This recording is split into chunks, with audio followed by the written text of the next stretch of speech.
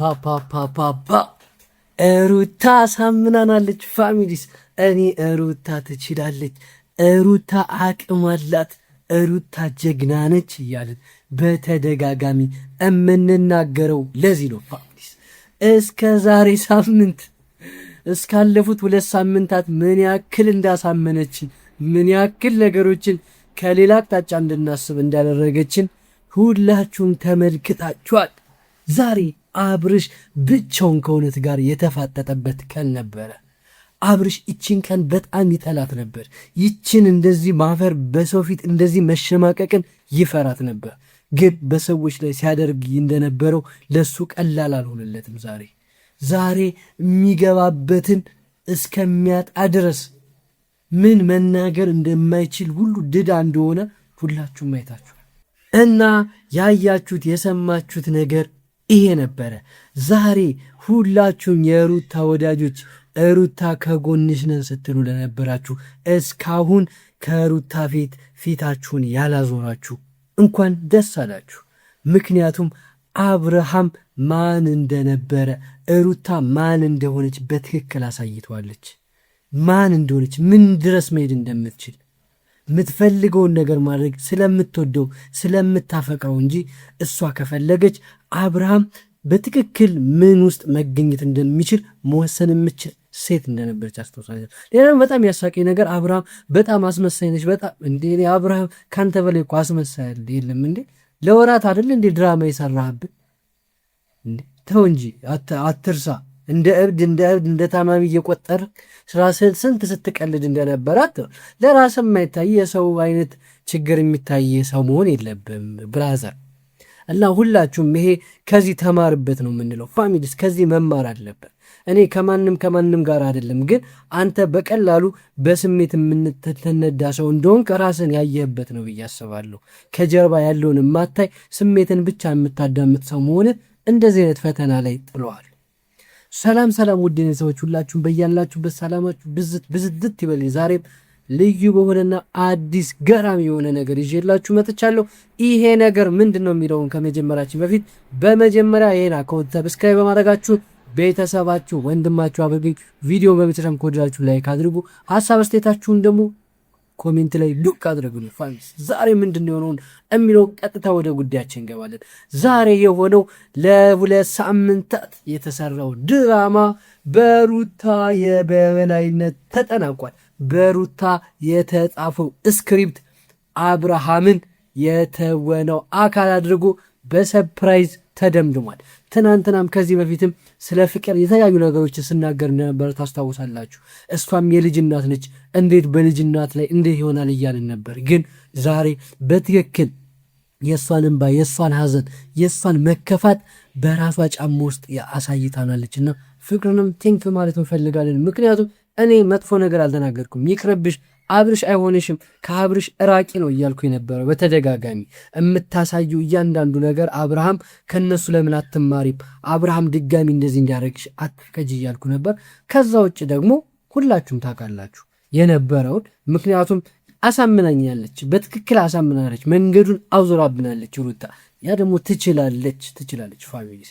ስለዚህ እኔ በዚህ ሳምንት የነበረው ነገር ምን ያክል አስከፍቶን እንደነበረና ከዛ ውጭ ደግሞ ሄርሜላ እንዴት ከሩታ የራሷን ህይወት መርጣ በራሷ መንገድ አትሄድም? ለምንድን ነው ከሄርሜላ ጋር የምትሆነው? ሁለቶችም እኮ ህይወት መንገዳቸው ለየቅል ነው። አንድ ሰው ስለወደዱ አብሮ የሚያቆማቸው የተለየ ነገር የለም እያልን ነበረ። ግን ይህም የድራማው አካል ነበረ። በቀላሉ ሄርሜላ ከአብርሃም ህይወት ምን ያክል ምን ቅርም ላንደወጣች አሳይታለች። ምክንያቱ እኛም ተናግረናል። ሄርሜላ የራስሽ የተሻለ ህይወት የተሻለ ወንድ ይገባሻል። እዚህ ውድድር ውስጥ እዚህ የማያስፈልግ ነገር የነበረ ያልተዘጋ ታሪክ ካለው ሰው ጋር ይቅርብሽ እያልሽ ነበረ።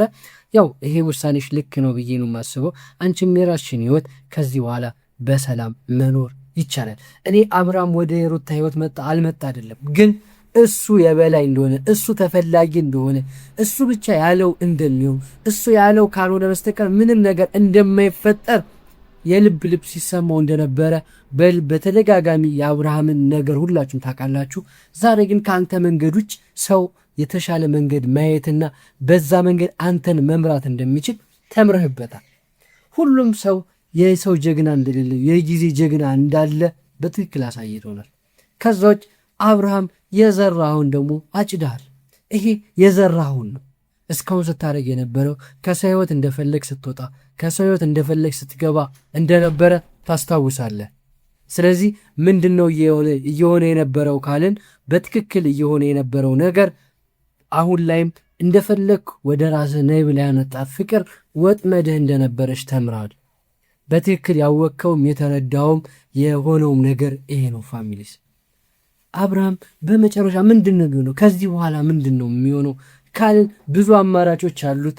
ብዙ የተለያዩ አማራጮች አሉት። እነዚ አማራጮች አንደኛው ወደ ሩታ መመለስና እሷን በይቅርታ ከልጁ ጋር ማሳደግ የተሻለ ነው ብዬ አስባለሁ።